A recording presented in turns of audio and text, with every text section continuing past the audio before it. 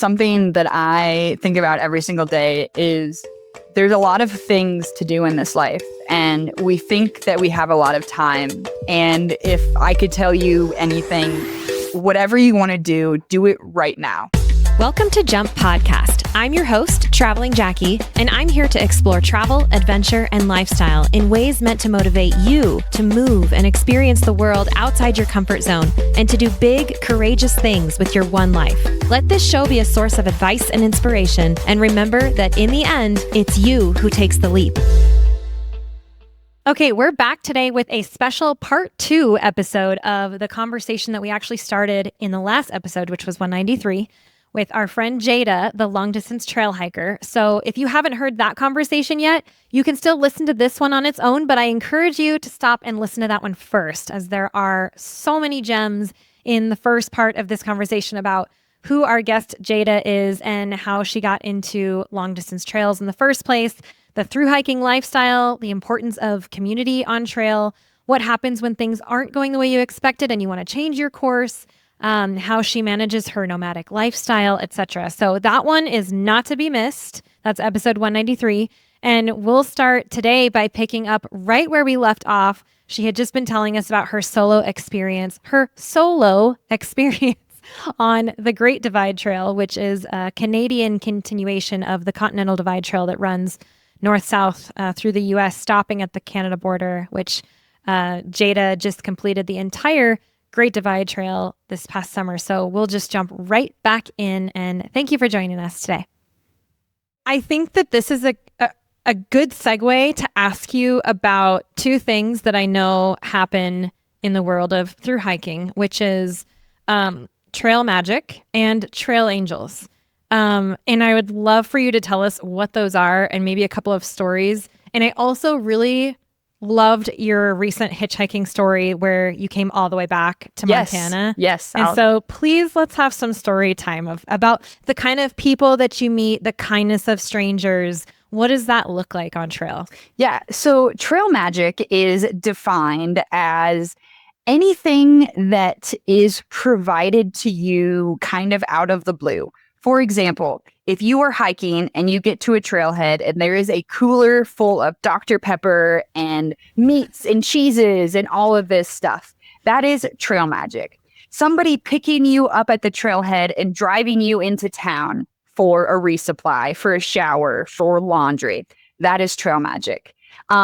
Anything that involves, the normal person off the street doing anything to help you, that is considered trail magic. And those that are doing trail magic are considered trail angels.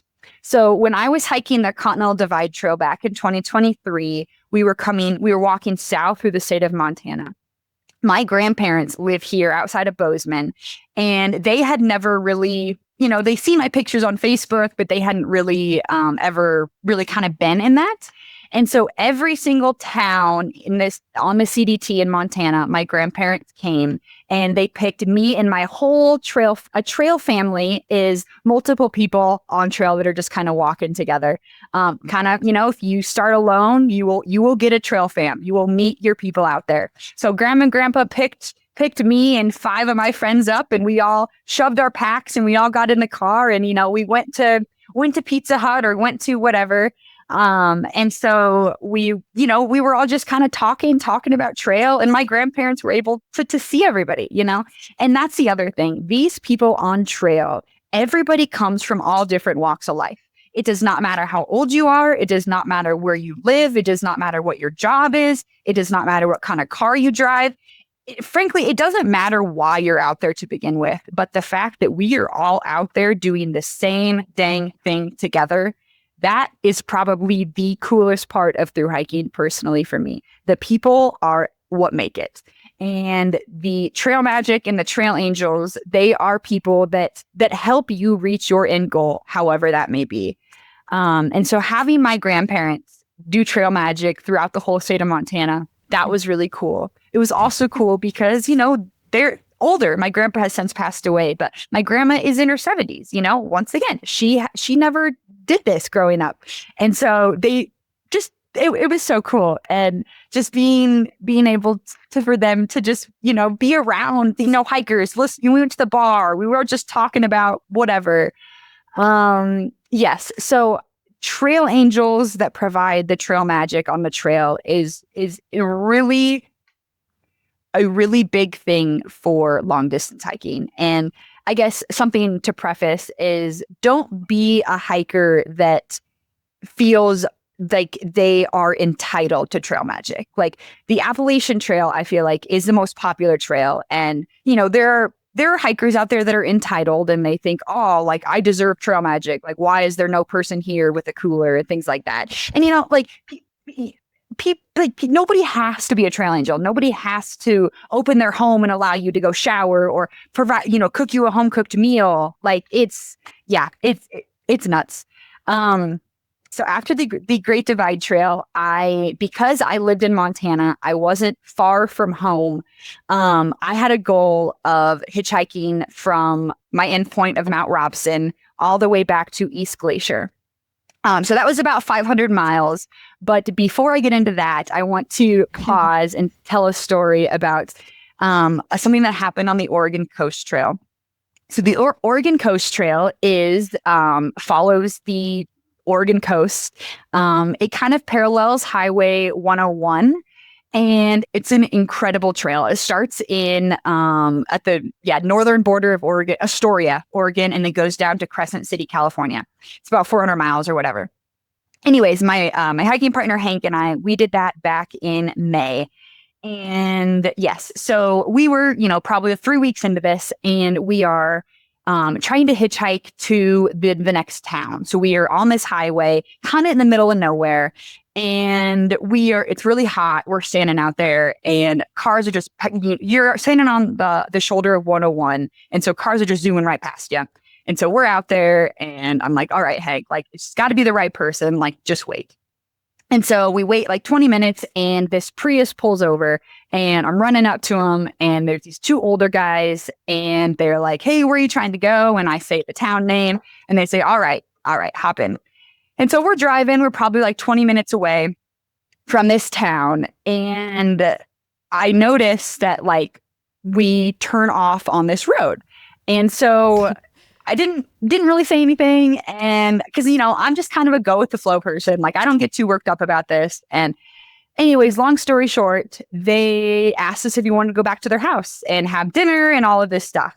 And I, was like, heck yeah, let's do it.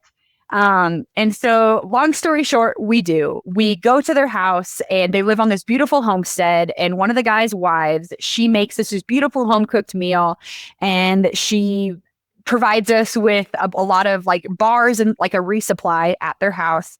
And she really wanted us to stay and shower and all of this stuff. But it actually was later on in our hike. So we were about to be finished. And so we had to kindly say no to the shower because we wanted to get back on trail and whatever.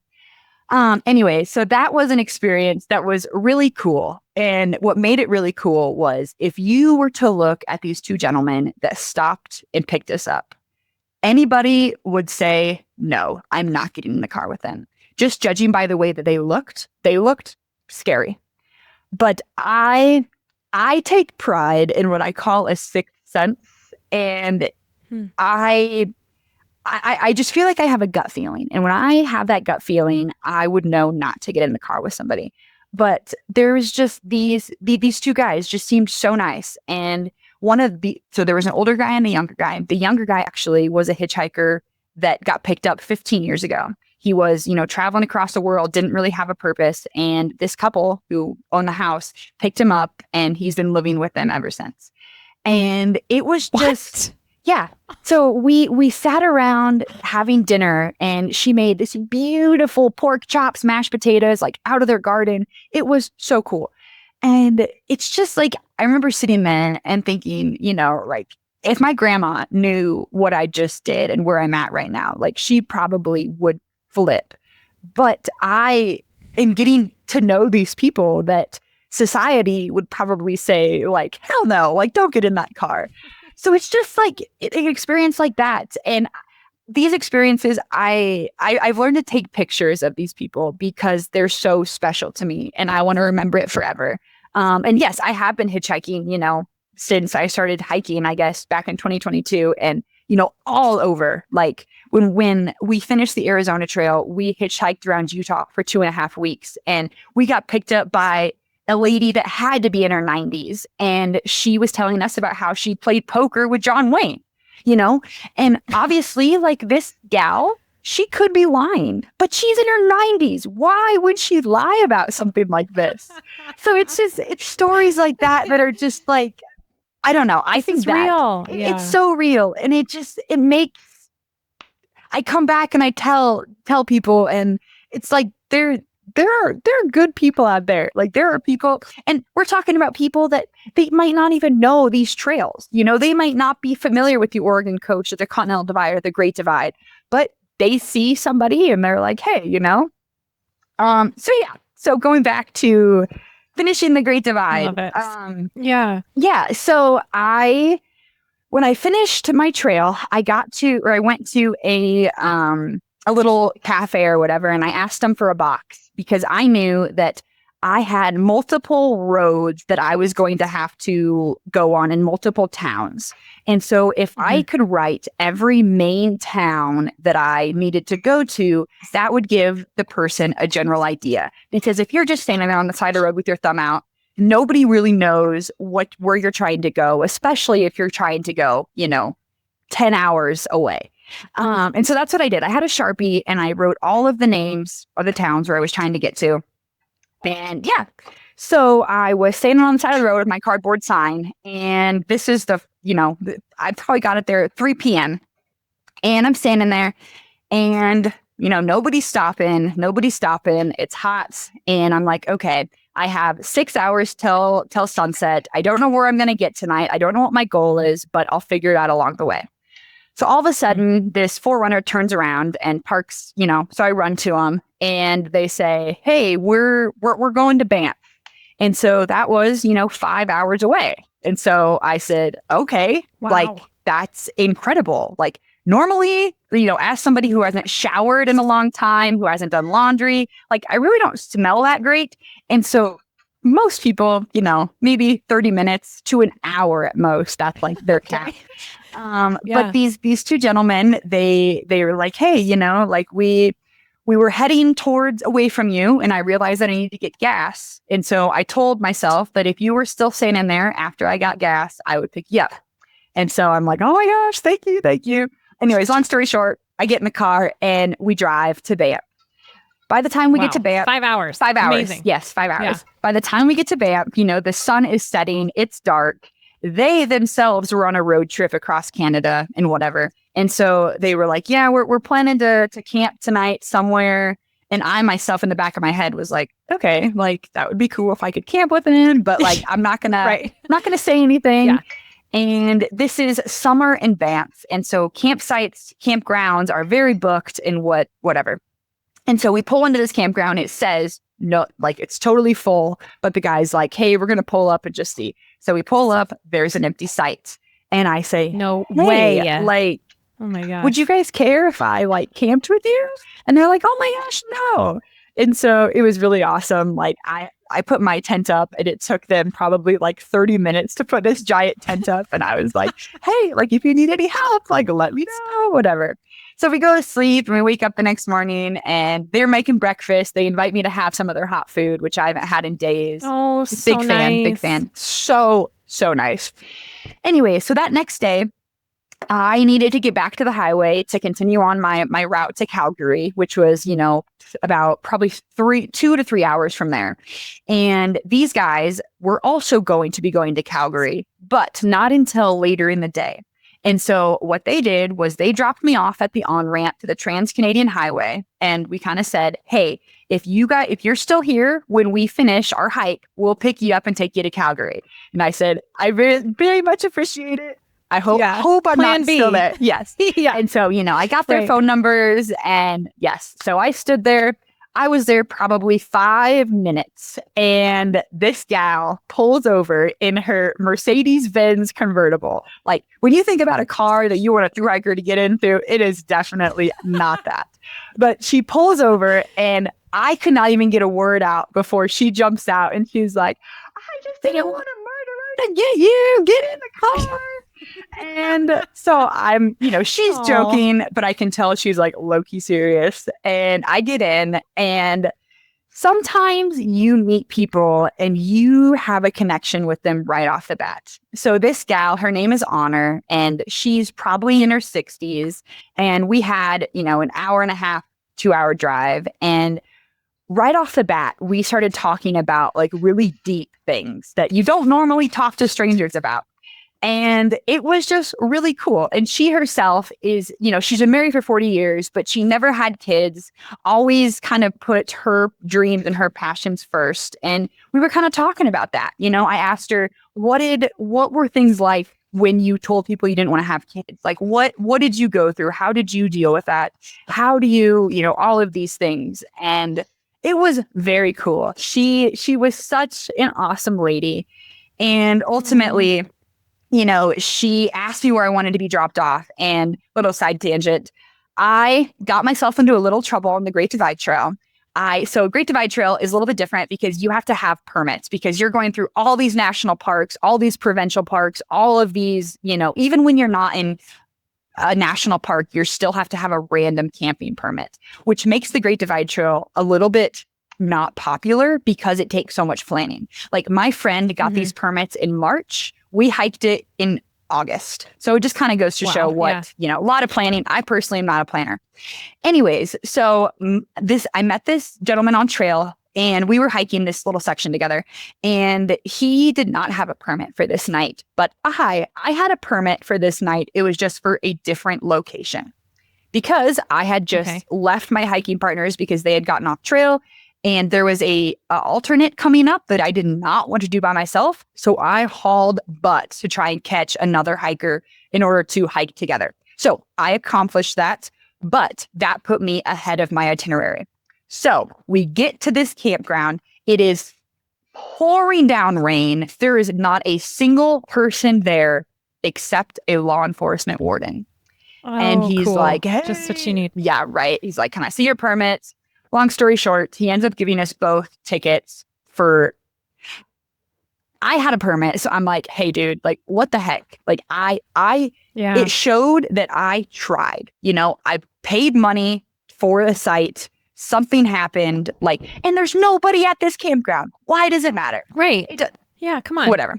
Anyways. So with this ticket, I have to mail it in and you have to have Canadian currency. Okay. So I did not have Canadian currency, nor did I come with a debit card because once again, bad planning, whatever. But I only used a credit card always on my hike. So I'm like, why would I need? Sure. So my next thing is I need to get to a bank to withdraw Canadian currency to mail this out before I go back to Montana. So Honor, she's so amazing. And she drops me off at this bank. And so we say our goodbyes, our hugs, whatever. And I go into this bank and I have my credit card and I'm trying to withdraw money from this ATM. Now, I did not know it at the time, but there is this older gentleman. There's like a little seating area in the middle of the bank. And I don't even know if he did anything or if he just came in, whatever. He was sitting in this chair the whole time. And I'm also sitting in a chair next to him and I have my pack, I have my big sign, I have, everything that kind of shows that I'm not from here.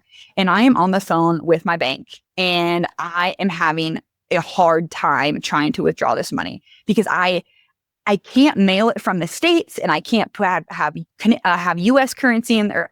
Yeah. So everything is just falling apart and I am at the point of tears. And finally, I'm able to figure out my credit card. I withdraw my Canadian currency and I'm walking back over to my pack and he's there and he looks up at me and he says, you look like you might need some help. And when he said that, I just felt like I could have bawled, like there was so much happening. I just finished this hike. I just want to get home. Anyways, so I get my Canadian currency and I tell him, I say, hey, I need to go to the postal place to mail this ticket. And he says, you know what? I'll take you there. And he said, would you feel comfortable So getting sweet. in the car with me? And I say, yes, yes. Oh my gosh, like, yes. And so we head over to the Canadian Post. And this is where I learned that it is not safe to mail money in Canada, because I guess people like steal things. And so the post lady, she was so awesome. And I told her what I had to do. I said, I have this ticket. I need to mail the ticket with the Canadian currency. And she looked at me and she said, you can't do that. And I said, what do you mean? The only way to get this ticket to where it needs to go is by mail. And so she kind of finagled and she put paper in with the money so you couldn't tell that it was money. And so I mailed that off and I was just so grateful for, because that's the other thing. So it was $58. And so I had to cash a 20 and have Canadian currency. They do not have $1 bills. They have $1 coins. And so I had like, however, I had like 18 $1 coins. And the post lady said, you definitely cannot have change in there. And so I'm like, oh my God. And so Peter, the gentleman that was helping me, he said, how much do you need? And so I said, I have 18 coins. And so he gave me a $20 bill and he said, I'll be your bank. And so I put the $60 in mailed it off, whatever. After all of this, I said, Peter, can I take you out to lunch? I'm just so grateful you're here. I don't know what I would have done. And he said, no, I would like to take you out to lunch. And so we are sitting at this restaurant and him and his wife have an only daughter. She's a couple years older than me. And he just felt compelled to help. And so, we're talking at lunch. We're there for quite a while. And afterwards he says, so you're trying to get to Montana? And I said, yes, I'm, trying to get back home. And he says, all right, well, I'm not going to drive you all the way to Montana, but I'll get you a little further south. And so we're already in the town of Calgary, like he didn't have to drive me anywhere, but instead we get in the car and we just start driving south. And so we drive probably about an hour to the outskirts of Calgary, and we're on the Trans-Canadian Highway. And he says, all right, we'll find a spot. And so he drops me off at this on-ramp for the interstate. We say our goodbye. And, he says, if you have any problems, call me, whatever.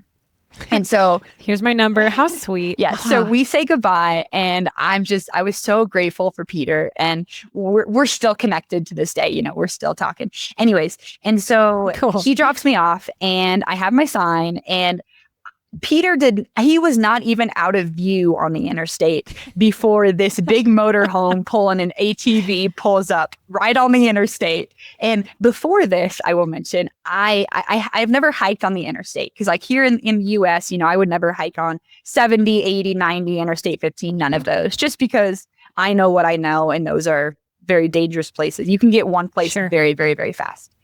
Anyways, and so this guy, his name is Dan. He rolls down his window and I say, hey, I'm trying to get, I'm trying to get to the border ultimately.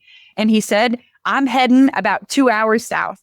And so I hop in his RV and he is actually heading towards kind of the Great Divide Trail area to go ATVing with his buddies for Labor Day weekend.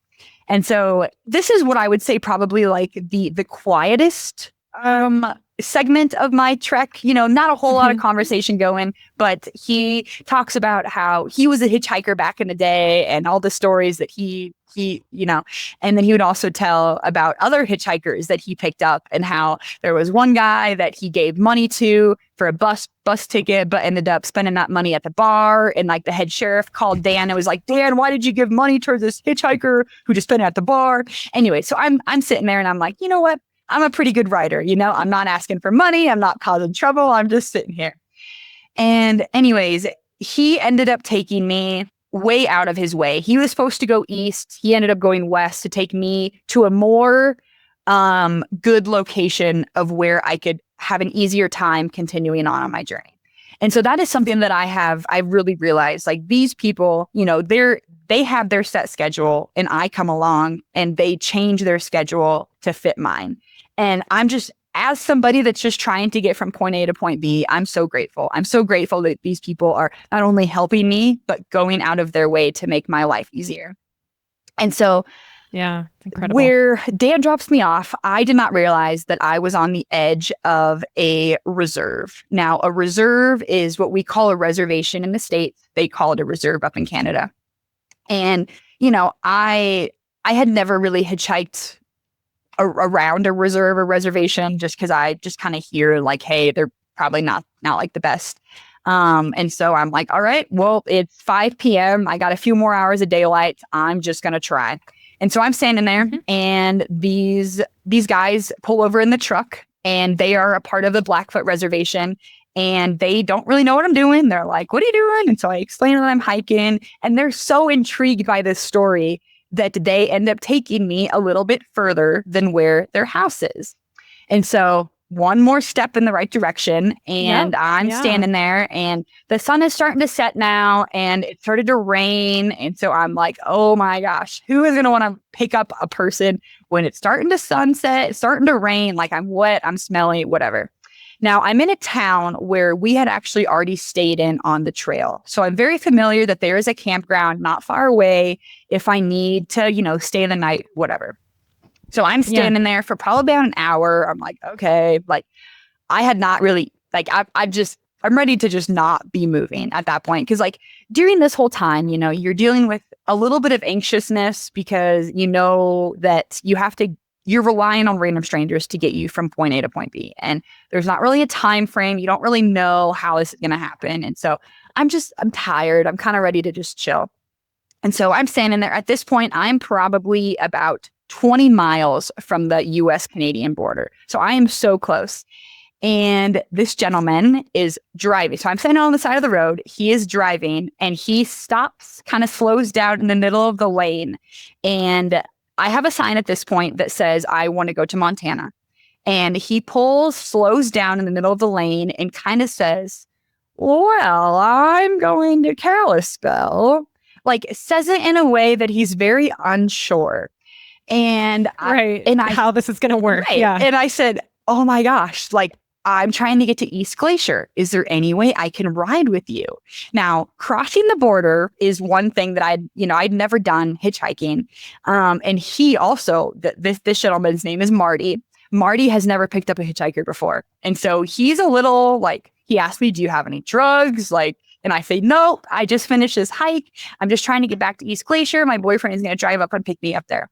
And he's like, oh, okay. And so I hop in this 20 minutes that he picked me up before we got to the border. He said, all right, now they're going to ask us how we know each other. And Marty knows this because he has a property in Whitefish. So he crosses the border like once a week. And I'm like, oh, like we could just say, I don't know. What do you think? And Marty said, well, I have a son. So we'll just say you're friends with my son. And I said, oh, okay. Yeah, we can just say like I just finished the hike and I knew you were coming through. So I reached out for you to pick me up. What have you. So we kind of created this story. And lo and behold, he was right. We give the border gal our passports and she asked, how long were you there? And how do you know each other? And I was like, oh my God, Marty, thank God we planned ready for this. Yeah. Because we even talked about it, like what would have happened if he would have said, oh, I just picked up a hitchhiker. Like, I don't know, but that's one thing that we didn't have to deal with. And I was very grateful. Yeah. Just an inconvenience you didn't need. Yeah. And so Marty, yes. So we crossed the border and we both kind of just felt like we're back. And I had about an hour and a half ride with Marty, and it's what I've learned is it's a lot cheaper to pour your heart out to random strangers than it is to go to therapy. And I feel like this ride would, like Marty told me all about his story, all about his family. He just got a divorce with his wife, like all of this stuff that he just needed to get off of his chest. And kind of like with Honor, like we had just met, but we were able to connect on a level that like you don't really talk about these kind of things with random strangers. And that was really cool. And Marty totally changed his course of drive. And he ended up taking me all the way to the East Glacier Hostel where I started my hike to begin with. And so Marty dropped me off at this hostel and we said our goodbyes. I got his phone number and I called my boyfriend and I said, hey, I'm here at the hostel. Can you come pick me up? And yeah, so through that, 500 miles of hitchhiking, I could have met anybody, anybody could have, Mm-hmm. and things could have gone wrong. But it worked out. And that experience itself is almost as cool as the hike itself. Mm-hmm. And I have learned like through the years that life moves really fast and these experiences happen really fast. And people, there's so many people you come into contact with. And so I have started photographing the people that really mean the most. And earlier on the Great Divide Trail, I was trying to hitch back to trail as well. And this older couple picked me up and we ended up, I think it was like a 3-hour hitch. And they were so special. They were from the state, from Arizona. But when I got out, the gal got out and she hugged me and she said, "This is from all of your grandparents." And it was yeah. So long story short, there are incredible people out there. And, all of these people I texted, when I got home and I said, like, I just wanted to thank you for being such a big part of my journey. Like, I'm just out there walking, but it's people like you that really make what I do, why I do it. I love that so much because that's something you can't plan. Oh my either. gosh, I mean, no. you said you're not much of a planner anyway, but there's so much about travel that kind of has to just be filled in. Yeah, for sure. I always say when I go to Patagonia a lot and there's something that's really special about that place that to the point where I always say, okay, we can go and we can plan, but we're only going to plan so much and we're going to leave room for magic to happen. And I think you could actually apply that to anything, any kind of travel too, because the magic will happen. It does happen. And those are the stories that you come home with. Those are the people that you remember. Those are the moments that impact you the most. And usually also the lessons that are the biggest ones that you learn is the stuff that you can't possibly plan in the beginning. And this is a super cheesy quote, but I thought of it myself. And it's like, when you start smiling at the world will start smiling back at you. And I say this because as I'm standing on the side of the road, having my thumb out, I'm smiling. And there were multiple people that stopped, Marty being one of them, and saying, "It was your smile. Like, that is why I stopped to pick you up." Like, I'm not somebody that picks up hitchhikers, but because this happened. Yeah. It doesn't matter if you're walking down the street, walking through the grocery store, going through a drive-through. Like, a simple smile can just make someone's day, really. So. Mm-hmm. And if you're watching this, you'll know that she's wearing a hat that says "Smile Hard" on it. It's so cute. So. And you have a great smile. It's so cheery. So I love that because it's actually a really good reminder that, going back to what we said way earlier in this episode, that this is your life and this is your show and these are your decisions. And you have an opportunity every day to make a choice to just smile, if that's what it is, as simple as it is and as complex as that very thing is. You have that choice. You have a choice to see these people who are coming to pick you up as hitchhikers or as a hitchhiker, how you're going to see it. And you have that gut feeling, which I'm not going to overlook because that is, I think, as a female, as a solo female traveler, that is absolutely that sixth sense, that gut feeling. We all have it. And as long as you're paying attention to it, and if that turns into a smile, like, excellent, cool, you're good. And I will say, just to preface, like, I've hitchhiked in semis, I've hitchhiked in vans, like anything you can possibly think of, I have ridden in it. And there is not one experience that I have where I'm like, okay, maybe I shouldn't have done that.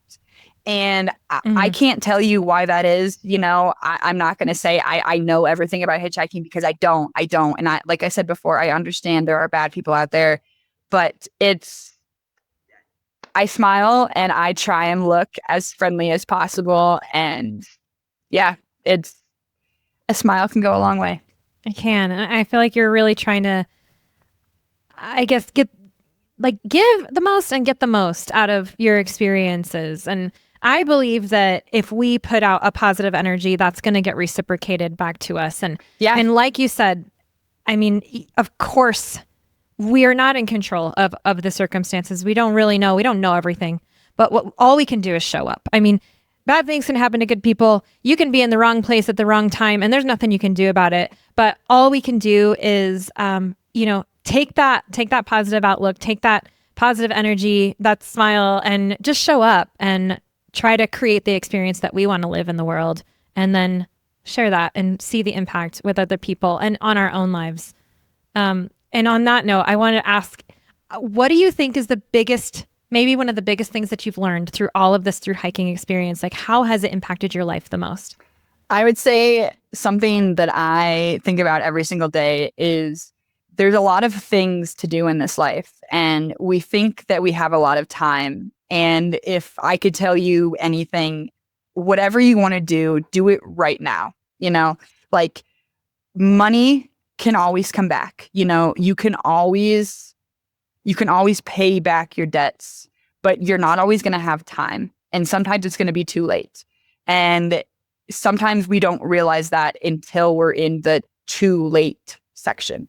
And life is about experiences, and you can't take things with you when you die. So that's why I think you should put your time and energy into experiences that you can't get anywhere else.